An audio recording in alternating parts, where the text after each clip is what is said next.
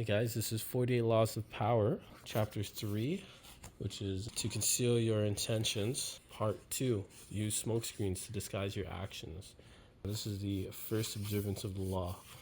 Basically, this is a story of setting up smokescreens, and this is one hell of a smokescreen. So basically, we have one guy, let's just call him Jazil, and he's a millionaire. And then we have another guy, he's named Wheel.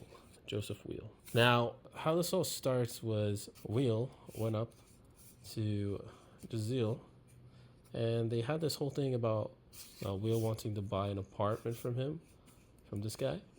And this guy asked him for $8,000, but only required a $2,000 down payment.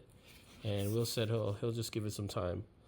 But in a couple of days, he came back with the full $8,000 in cash, which is roughly over $150,000 today. So Will was, setting up this whole image of curiosity and mystery with Jazil. He got curious. He was like, how did this guy get so much money so fast? So he wanted to know. He pushed and pushed and pushed.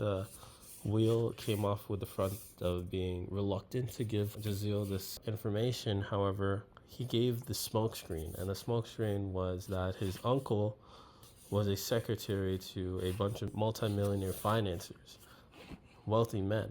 And he led him into another smokescreen, telling him, hey, they have this whole hunting lodge that they own in Michigan for over 10 years, and they haven't used it for a while, and they're looking to sell it. And it's worth $155,000, but the secretary uncle has this whole grudge against them and will sell it for $35,000. And it's just his way of doing a flip where he'll sell it for $35,000 with the multimillionaires through their whole network, and then flip it and sell it for its real price around $155,000.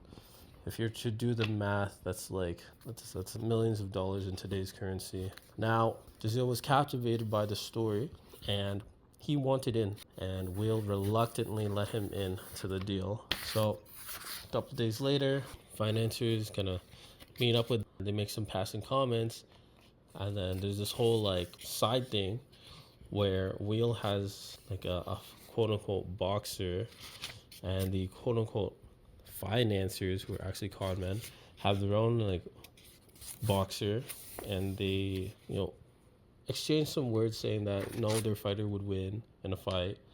And next thing you know, they schedule a whole secret fight, betting on which of their men would win. Now, Wheel's uncle, who's also a con man, said, okay, we can win the bet on this fight if we bribe the opposing team's fighter. And that's what we're going to do. So come fight time, Will makes up this whole story where he freaks out because they don't have enough money to cover the rest of the bet. And if they don't have the full purse to cover their side of the bet, the deal's off, and the whole selling with the financiers, the property will go off too. So Jazil, he opts in to give the rest of his money because he's really convinced that they're going to have this big deal where they're going to flip the property and make way more money. So he falls for the trick. The next thing you know, one of the fighters, he gets quote unquote punched in the face. It's a whole bloody scene, and one of the quote unquote doctors comes and checks the guy's pulse, and they announce him unalived. This freaks out both sides. Freaks out, quote unquote, because it's the whole con. And then they leave, and they pocket this guy's money, the poor guy's money, the $35,000, which in today's money is over $150,000. And once Jazil scurries out, he doesn't care. He just doesn't want to get arrested or doesn't want any part in this activity because he would be convicted of a crime. But it was all part of their master plan to get this sum of money from him.